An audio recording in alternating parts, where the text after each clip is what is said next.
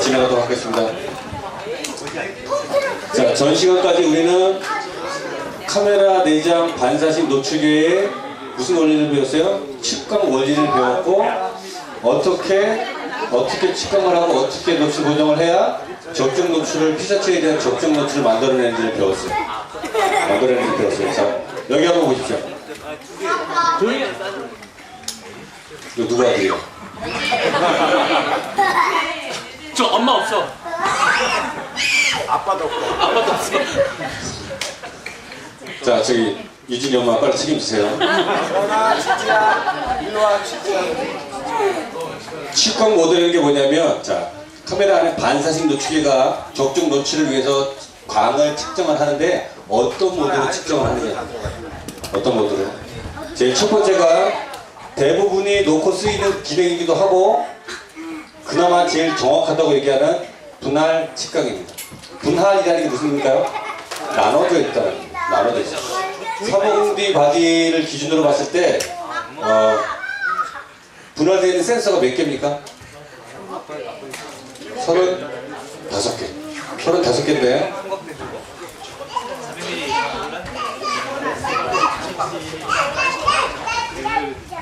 어허, 이거 분위기 이상해지네 이거. 야, 주원아. 여기 한번 나오면 방송 타면 유명해서 됩니다. 자, 분할 측광은 우리 화면상에 어떻게 나오죠? 이렇게 표시가 되네? 동그라미가 되네. 가로. 이렇게 표시가 됩니다.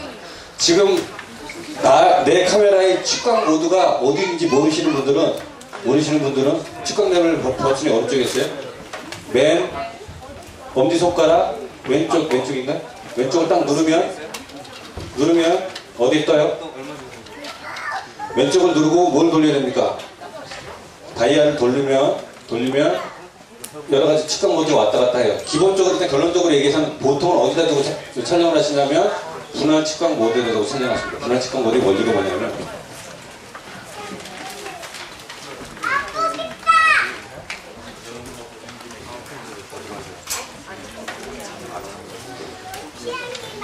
개수가 정확한지 모르겠는데 별로 개수 중요하지 않습니다. 노출을 측정을 하는데 이게 뭐예요? 화면 프레임을 이런 단계로 나눠서 각각의 노출을 측정을 합니다. 각각의 노출을 측정을 해요. 그 다음에 뭐래요? 이 값을 평균을 냅니다. 그래서 이거를 평균 측광 혹은 평가 측광이라고도 얘기를 해요. 왜 그렇게 할까요? 실제로 우리가 찍는 피사체가 아까 같이 색깔이 균일하지가 않죠. 그렇죠. 그러니까 밝은 데도 있고 어두운 데도 있기 때문에 여기서 사람이 여기 이렇게 있다고 가정을 하면 사람 얼굴도 있고 옷도 있고 뒤에 뭐 땅도 있고 하늘도 있을 때 제대로 측광을 해서 평균치를 내면 그나마 앞에 피사체의 평균 반사율을 갖고 올 수 있어서 그나마 적정 노출을 지킬 수가 있다는 뜻이에요. 근데 아까도 말씀드렸지만 우리는 항상 어디다 놓고 해서 대부분 분할 측광 모드에다 놓고 찍었음에도 불구하고 노출 보정은 꼭 필요합니다. 어디다 놔도 노출 보정이 필요해요, 사실은. 자, 근데 일단은 측정 원리만 한번 설명을 드리겠습니다. 자, 분할 측광은 화면을 몇 분할을 해서 각각의 노출을 댄 다음에 그걸 어떻게 해요? 평균을 낸다고 했어요. 그 다음에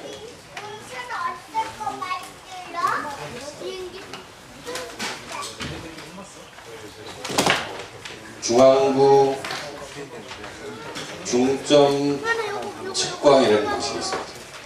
이거를 여기서는 어떻게 표시하죠? 빈도 같고 이렇게 노출을 재는데 이거 맞아요? 가로가 위아래로 됐다고? 이거?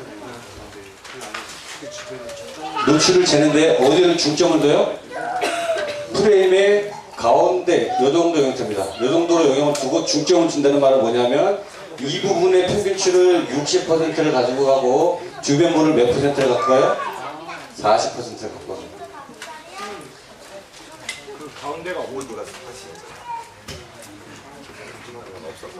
가운데가 없는 거랍니다. 왜냐면 다른 모드에 놓고 써보지 못해서. 자, 중앙 부분을 60%를 노출 값에 측정된 노출 값의 중앙 부분을 60% 갖고 오고 주변부를 몇 프로를 갖고요? 40%를 갖고요. 어느 때 좋을까요? 피사체가 중앙에 있고 주변이 어떤 배경이나 뭐가 있을 때 약간의 역광이 있더라도 상대적으로 보정을 덜 해도 돼요. 근데 어쨌든 보정은 필요합니다. 그리고 대부분의 예전 수동식 카메라들이라고 불리우는 카메라들은 대부분 중앙부 중점 측광만 가지고 있어요. 베스트셀러로 익혀지는 FM2라든지 이런 카메라도 대부분 이런 방식을 씁니다. 그리고 하나 또 있는 게 뭐죠? 부분 축광.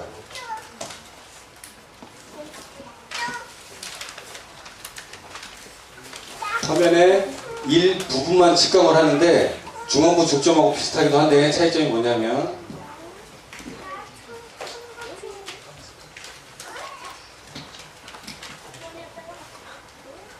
화면공지는 한 8% 정도 된답니다. 여기 요 부분만 측광을 해요. 나중에 즉 배경이 밝든지 어두운지 신경을 써요 안 써요? 안 써요. 요 부분만 측광을 합니다. 어떨 때 좋을까요?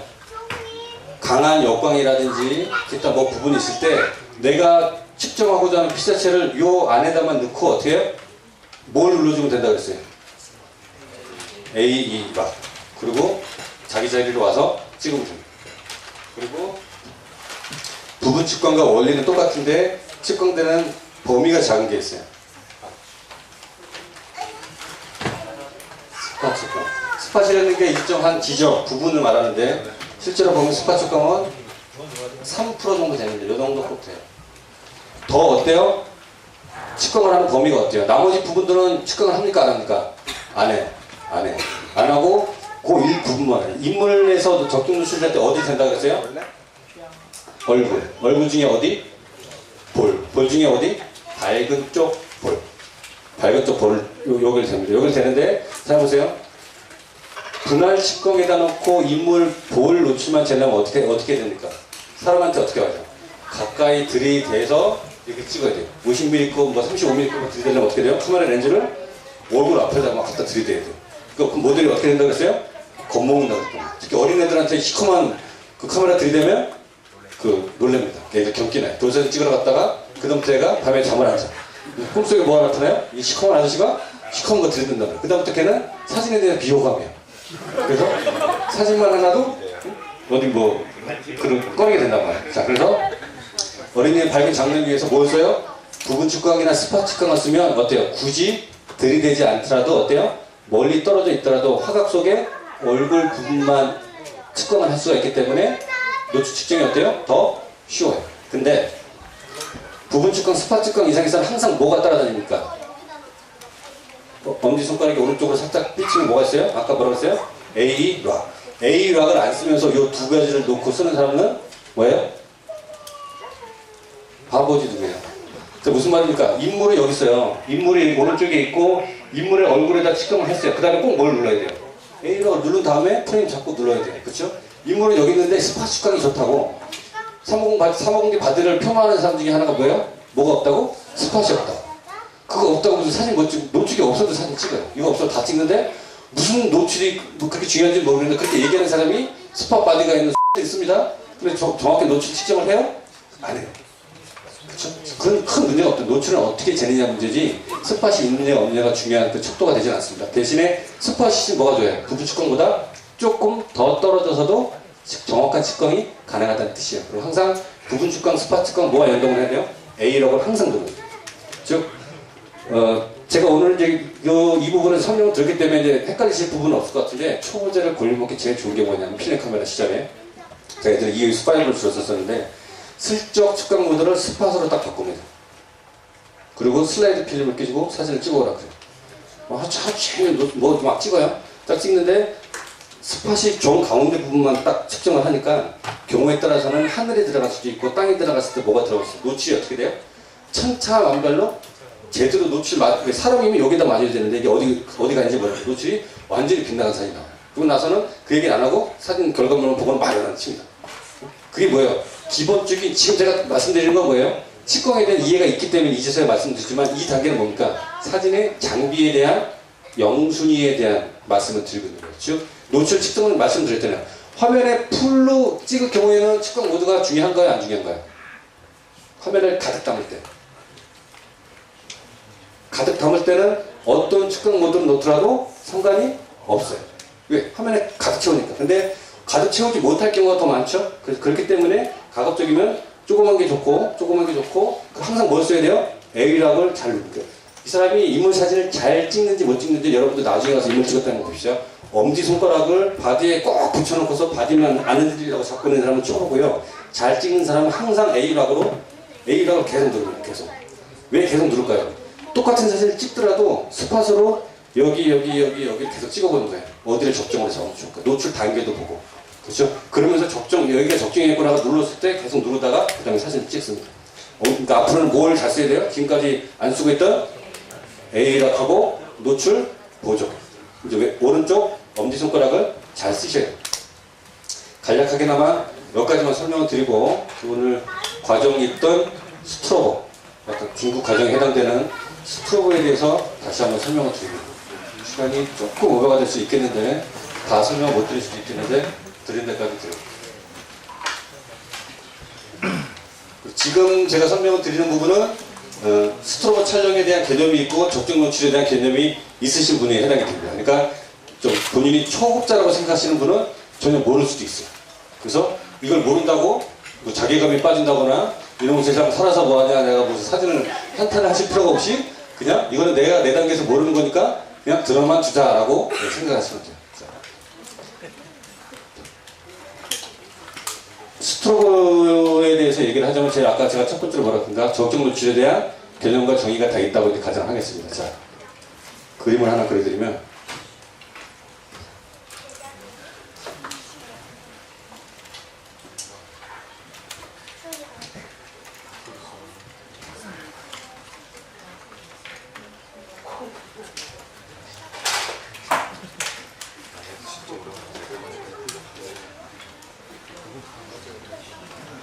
그림은 작게 그린 경향이 있는데 3차원 수시도입니다. 이쪽을 보시면 검정색 부분이 뭐예요?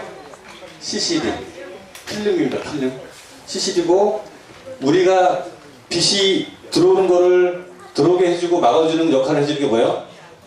뭘 내린다 그래요? 셔터가 어떻게 있냐면 일반적인 대부분의 렌즈 교환식 SLR 카메라는 포컬 플레인 셔터라는 것입니다.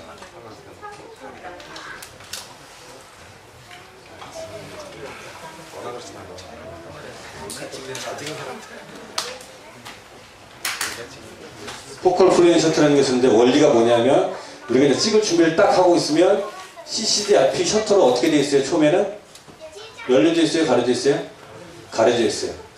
CCD 앞에 첫 번째로 가려져 있는 놈 이미 CCD를 막고 있겠죠? 그 놈을 선막이라고 부릅니다. 선막 혹시 들어보셨어요? 막이 뭐예요? 영어로는 퍼스트 커튼이라고 하는데 커튼이 뭐예요? 열었다 닫았다 하는 놈이니까 여기서 파란색 놈이 뭐예요? 이름이 선막, 영어로는 퍼스트 커튼. 알아서 적어두세요. 이 놈이 선막입니다. 자, 우리가 찍을 준비가 되면 셔터 중에 선막이 어떻게 하고 있어요? 이거를 CCD를 딱 가리고 있어요. 그리고 자, 사진을 찍는 소리를 의성어를 내면 어떻게 됩니까? 철컥 소리가 나죠. 철컥 소리가 납니다. 철에서 나는 게 선막이 움직이는 소리예요. 철에서 무슨 소리가 나냐? 철컥에서 철에서 역할을 하는 게 선막이 어떻게 돼요? 하나 둘 셋 하면 철컥 할 때 철 순간에 선막이 딱 내려가요. 그럼 우리가 보기엔 어때요? CCD가 보이는 거죠? CCD가 어떻게 됐어요? 빛에 노출이 된 거예요. 그 다음에 셔터 스피드만큼 뭐가 내려와요? 후막이 딱 내려와요. 이해하십니까? 근데 후막이 어떻게 돼 있어요? 위에가 이렇게 넓게 있으면 부피가 있으니까 올려져 있을 때는 어떻게 돼 있어요? 이렇게 접어지게 돼 있어요. 그래서 한 4분의 1 크기로 이렇게 접어집니다. 그러면서 내려오면서 어떻게 돼요? 내려오면서 이렇게 딱 펴져요. 실제로 내려올 때 펴진 거랑 똑같아요. 그러니까 여러분들이 생각하실 때는 선막은 판 하나, 원래 CCD를 가리고 있던 놈, 철에서 선막이 내려오고 컥에서 후막이 딱 내려옵니다. 후막은 세컨드 커튼이랍니다. 자, 그래서 카메라 스트로보 동조 속도라는 거 들어보셨죠? 350D의 스트로보 동조 속도가 몇 초입니까? 200분의 1초. 그 의미에 대해서 잘 이해를 하셔야죠. 그거에 따라서는 50분의 1초인 것도 있고 250분의 1초 있는 카메라도 있어요. 잘 보세요. 스트로보는 아주 짧은 순간에 반짝하고 발광을 해요. 아주 짧은 순간에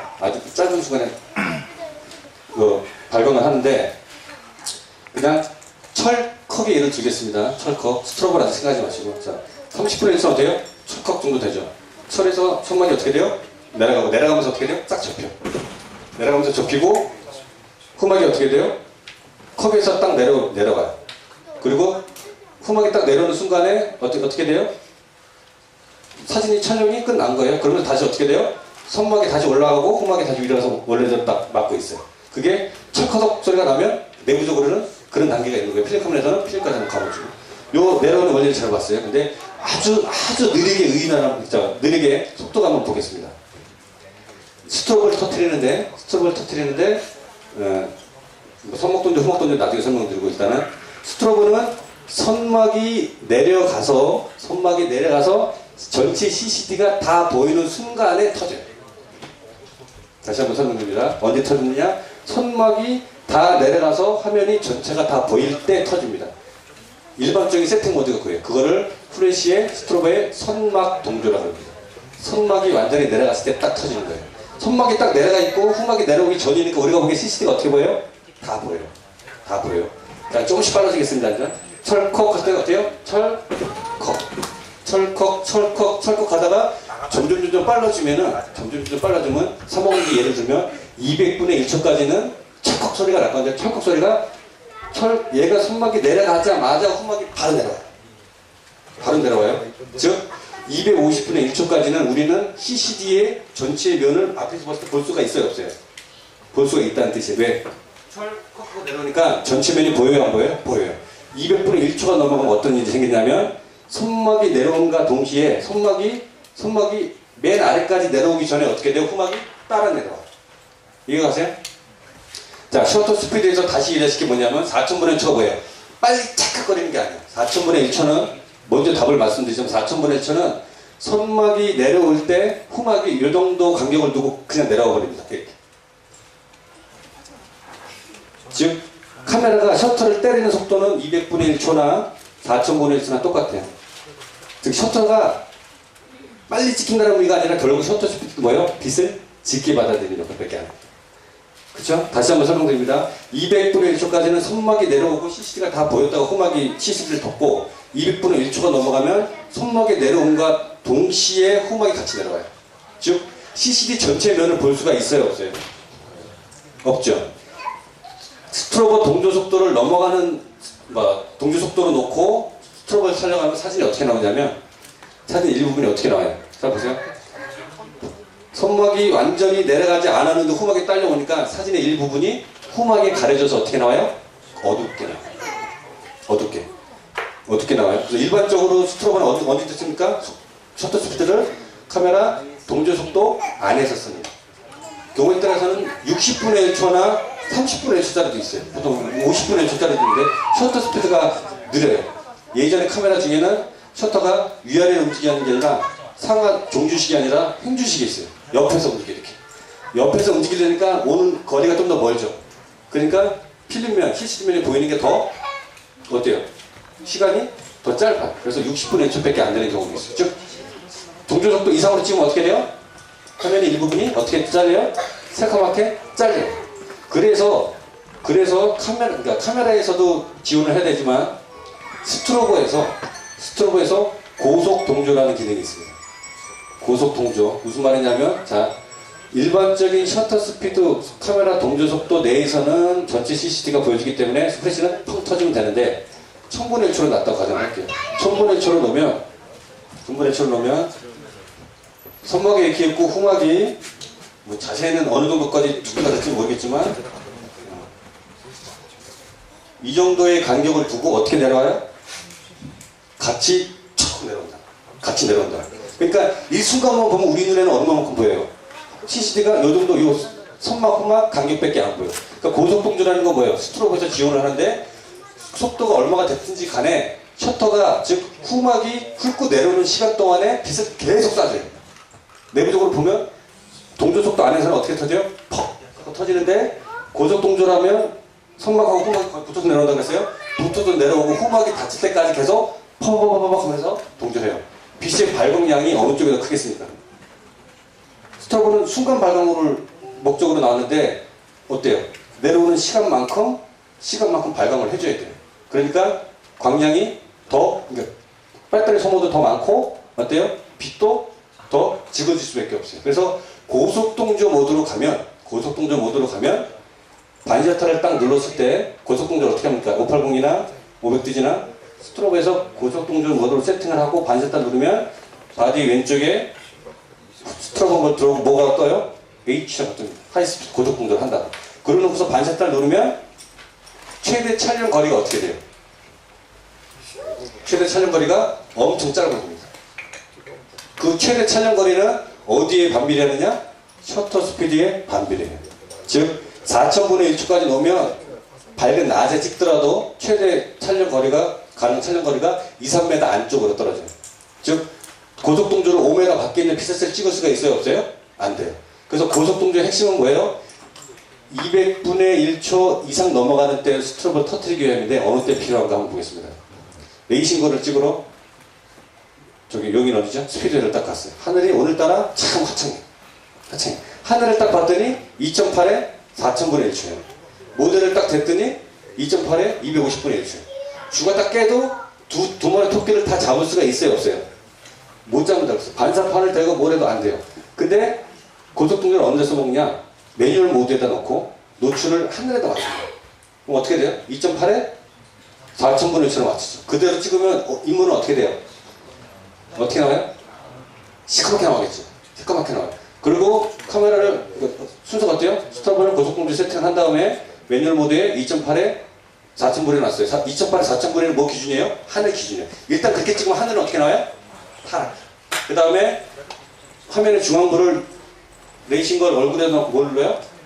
FE 락을 딱 누르면 ETTL 모드에 의해서 빛을 약하게 쏴서 그때 발광을 얼마만큼 할 건지를 스트로보가 계산하고 있어요. 그리고 와서 다시 구도를 잡고 셔터를 딱 누르면 4000분의 1초만큼 4000분의 1초 요거보다 더 어때요? 더 좁겠죠. 좁게 내려놓은 만큼 스트로보가 어떻게 터져요? 파바바바바 하면서 터져요. 자, 그러다 보니까 셔터 스피드가 높아지면 높아질수록 최대 촬영거리가 어떻게 된다고했어요? 짧아져요. 짧아지니까 가급적이면 어떻게 하면 돼요? 최대 촬영거리를 길게 해야 편할 거 아니에요. 그렇죠? 그래야 배터리 소모도 적습니다. 실제로 깜깜한 데서 찍으면 더 배터리 소모가 클 것 같잖아요. 주광의 고속동조를 찍으면 밤에 찍는 것보다 몇 배가 더 삽니다. 스트로보에도 굉장히 물을 주는 거예요. 고속동조. 자, 그러니까 배경에 들어오는 빛의 양을 줄이면 셔터 스피드가 어떻게 돼요? 점점 느려집니까? 빨라집니까? 느려지죠. 빛의 양을 줄이면 또 적정 노출을 하기 위해서. 그래서 주광 데일라이트에서 고속동조를 쓸 때는 어떤 필터를 주로 씁니까? ND 필터를 써요. ND 필터는 무슨 용도예요? 아무 역할을 안 하고 들어오는 빛의 양만 줄여줘요. 그래서 8X짜리 ND다. 그러면 3스톱 정도 8이 이렇게 단계가 있으니까 밑을 씌우면 3스톱 정도의 뭐예요? 빛을 짙게 받아들이니까 셔터 스피드가 어떻게 돼요? 4000분의 1 나올 게 ND 8X짜리 끼면 어떻게 돼요? 몇 초가 나와요? 500분의 1초로 3스톱이 500분의 1 맞나요? 2000, 500 맞나요? 500분의 1초로 셔터 스피드가 느려져요. 심도의 변화가 있어요? 없어요? 없어요. 즉 벌건 대낮에 왜 시커먼 필터를 끼고 다니는 사람은 뭘 하기 위해서 끼고 다니는 거예요? 고속동조 들어오는 광량을 줄여서 왜? 셔터 스피드를 왜 떨어뜨린다 그랬어요? 셔터 스피드가 짧아지면 짧아질수록 스트로보가 터질 수 있는 발광량의 한계가 있어서 최대 촬영거리가 짧아지기 때문에. 그래서 ND 필터를 점점 끼우면 보통 3X짜리 끼워주면은 200분의 안쪽으로 떨어질 수도 있어요. 그럼 무슨 장점이 있어요? 고속동조가 지원이 되지 않는 스트로보도 낮에 촬영이 가능해요. 잠깐 어려울 수도 있는데 정리만 하고 넘어가겠습니다. 자, 고속동조 하는 것 제 첫 번째 어때요? 스트로보를 고속동조 모드에 놓고 배경의 노출을 먼저 잰 다음에 그걸 어떻게 세팅을 해요? 웹 모드에서 세팅을 하고 주 피사체에다가 화면 중앙 부분을 들이대고 뭐 눌러요? F2락을 누르고 구도를 잡고 셔터를 누르면 고속동조 모드로 작동이 됩니다. 그리고 원활한 스트로브 운용을 하려면 어때요? ND 필터를 껴서 셔터 스피드를 점점 따로 떨어뜨립니다. 그리고 고속동조가 지원이 안 되더라도 ND 필터만 여러 가지로 가지고 다니면 고속동조 범위를 벗어나지 않기 때문에 원활한 촬영이 이루어질 수도 있습니다. 그래서 기본 아마 의문이 있었던 분이나 기본적인 지식이 있었던 분은 그렇게 어렵지 않게 그 얘기를 들으실 수 있을 거고요. 어쨌든 포커 플레이 셔터가 움직이는 원리를 알면 최대 그 스트로브 동조 속도라는 것도 이해를 하실 거예요. 이해하시고 오늘이 시간적으로 한 20-30분이 늦게 시작한 만큼 제가 마음이 좀 조급하게 해서 좀 빨리 진행을 했는데요. 어쨌든 오늘 설명드릴 부분은 노출하고 그 고속동조 촬영법까지 설명을 일단은 다 드렸습니다. 그래서 시간은 지금이 딱 7시가 됐는데요. 질문이 혹시 있으시면 뭐 한두 분 정도만 질문을 받고 마치도록 하겠습니다. 네, 우리 또 대한민국 학생들은 또 질문을 하라면 질문을 하나요? 네. 고속동조에서도 프레시 보정을 어느 정도 해야 되죠? 고속동조에서도 보정을 똑같이 할 수가 있는데요. 실제로 보면 고속동조에서는 약간 언덕기가 나오는 경향이 많아요. 무슨 말이에요? 실제 광량보다 약간 짙게 나오는 경향이 많아요. 그래서 적정 노출을 하기 위해서는 약간 플러스 보정을 하는데 플러스로 얼굴 보정이 되더라도 잘 보세요. 제일 자연스러운 사진은 뭡니까? 여기 약간 그늘도 있고 밝으면서 그늘도 있고 명암이 있어야 돼요. 근데 플러스 보정을 하면 얼굴은 적정이 제대로 맞는데 얼굴이 어떻게 돼요? 납작하게 판판한 사진이 나와요. 지금 누가 봐도 아 이거 스트로버 터트렸네라는 사진이 나옵니다. 그래서 굳이 적정 노출을 관점에서 본다면 약간 플러스 보정을 해주는 것도 좋고 근데 플러스 보정보다는 자연스럽게 찍는 거를 연구를 하시는 게 더 나을 거예요. 다른 질문 없으신가요? 다른 질문 없으시면은 포스피아 3월 정기 교육을 여기서 마치도록 하겠습니다.